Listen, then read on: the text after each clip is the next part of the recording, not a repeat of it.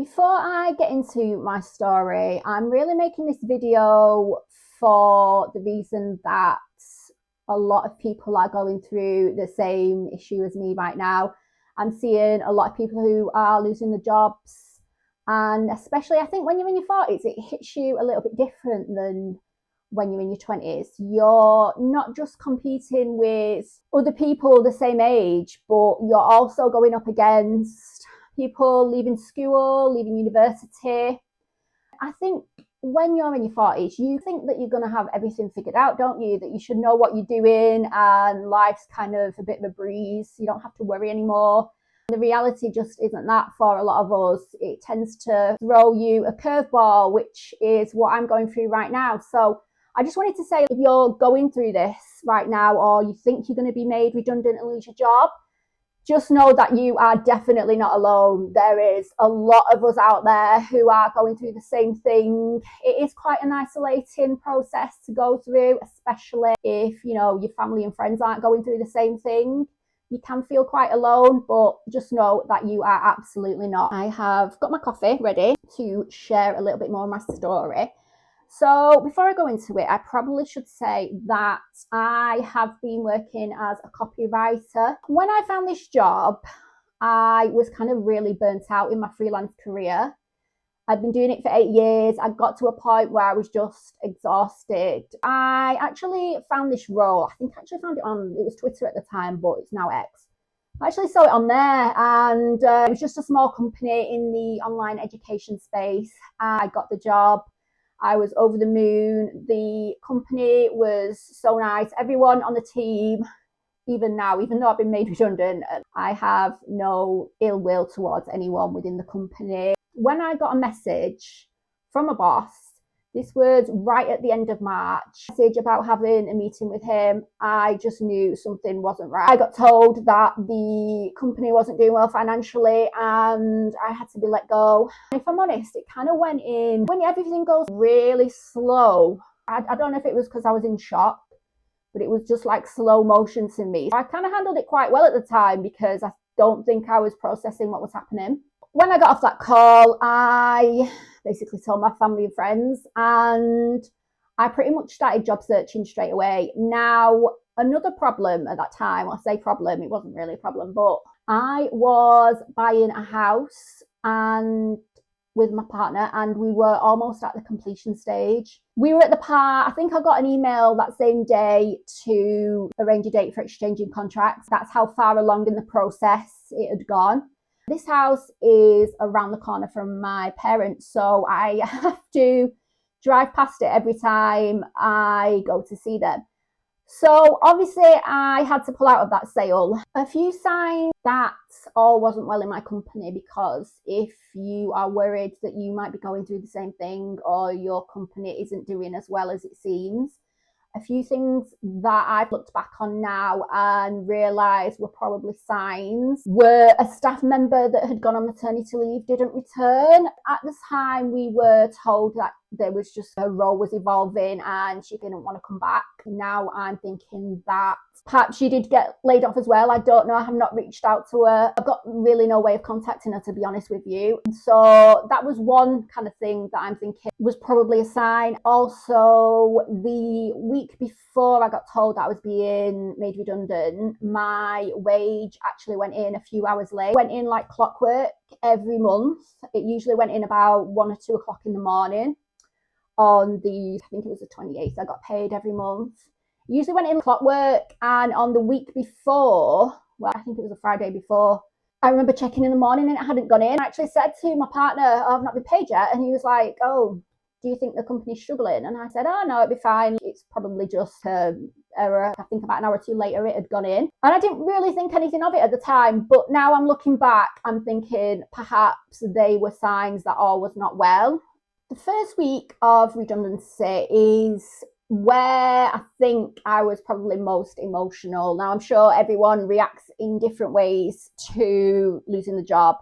For me, I was okay initially, but the following days, I was just a bit of a mess. I was crying non-stop, thinking my life was over, wondering what the hell I was going to do. I started applying for jobs immediately, and I did manage to secure a few interviews quite quickly, actually.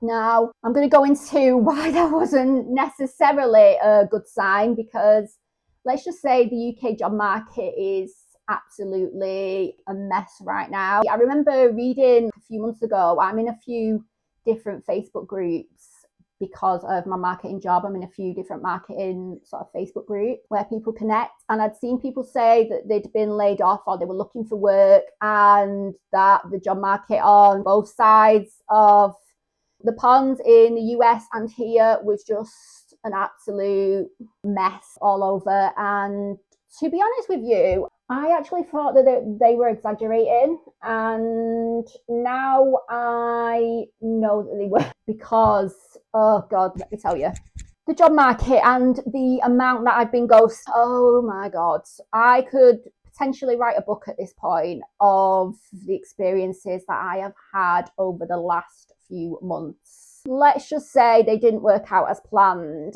I've had at least 2 or 3 phone calls lined up, definitely 2. One of them is a major international company, and I'm not going to say the company, but you've probably heard of them. They're kind of in it's kind of financial space. I'll just leave it at that, kind of financial. There has been another instance of when I was sat waiting on Zoom for someone to show up and they never showed up, and I'm just sat there like an absolute dickhead, basically.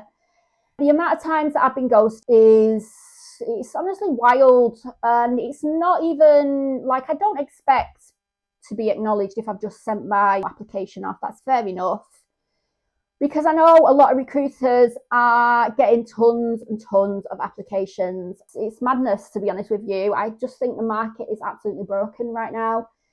There's too many people looking. The economy is absolute trash. There's not enough jobs for people. What can you do? You are applying for jobs that you might not have the full amount of experience for, and then you're applying for jobs that you may be overqualified for, and you can't seem to get any of the jobs, even the jobs where you think you are a complete fit. One thing I will say about the process of not having a job and looking for work is, I don't think people really understand just how emotionally exhausting it is unless you're in the situation yourself. It just seems like, oh, just apply for a job, just get a job. But I don't think people realise the emotional roller coaster of it all, because I've been up and really positive, smash this, I'm going to get this job, whatever. And then you have days where you wake up and you just feel like a spare part. You just feel like your life just isn't going the way you wanted it to, and you feel a bit hopeless as well. And it's such an exhausting process. And then when you just don't get anything from it, I know that your identity is not your job, but for a lot of us, I think we do get tangled up in work because it is a main sort of factor in your life, isn't it? Well, unless you're born rich, like the majority of us, we have to work to get by, to survive. And when you don't have that in your life, you kind of feel like, well, who am I? And what is my purpose? For me, that has been one of the biggest struggles as well. It has felt that I've been starting over. I don't know, you don't expect to be starting over again, do you, at 42? You think you're going to have everything figured out in life. At least when I was in my 20s, and I struggled really badly with depression and bad anxiety in my 20s. I always thought, well, I'll have it all figured out when I'm older. Got here and realised that actually we're all winging it and don't have anything figured out. So that has been one of the biggest struggles, I think, on my journey for the past 3 months, is just realizing that I don't know who I am anymore, and I've got to rebuild, and I've got to figure out what hobbies I like, who I actually am, what is my identity, what is my purpose in life. So apart from the job searching and the absolute how bad the market is right now, one of the first things that I actually did in this process that I think will be helpful to anyone going through this right now is to figure out your finances. Now, I have been lucky in that when I got told that I was losing my job, I was given a month's notice. So I was put on gardening leave, and gardening leave is basically where you are still employed by the company, but you don't have to do your role. I got April's salary as normal, and because I'd worked there for 4 years, I also got a little bit of redundancy pay, which was just over, I think, a month's salary. So I had about 2 months worth of salary there, and I also had a little bit of savings in my account aside from my house deposit. So I really had to sit down and work out all my expenses, and I kind of planned it out for the next 3 months, and I realized I had enough money to take me for about 4 months basically. So I've still got some money left right now, and I won't go into numbers or anything. It just gave me a bit of breathing space knowing that I did have a few months expenses saved up with my redundancy and my salary. So that is what I did in the first week, and that was just a game changer in terms of giving myself a bit of time. I knew I had time and I could apply for roles that I actually sort of wanted to do. I think if you lose your job through a company goes into administration and you don't get any notice, I think that would just be absolutely devastating. I can't imagine how anyone in that situation feels when you don't have any money coming in, because I think if I'd have been in that situation, I would have literally obviously just had to taken whatever and literally gone around knocking on doors trying to find something.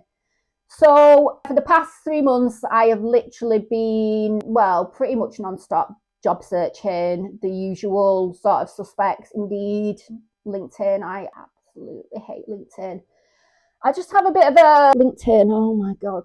I need a drink at this, because LinkedIn, you go on there every day, and I'm not kidding, it's like a death announcement or someone's birthday, and then they're linking it to a business thing, and it just feels really like, it's just really off, isn't it? Some of the stuff you read on there, so I just have to stick to the job section. But those are the sort of usual job boards and Read and all that.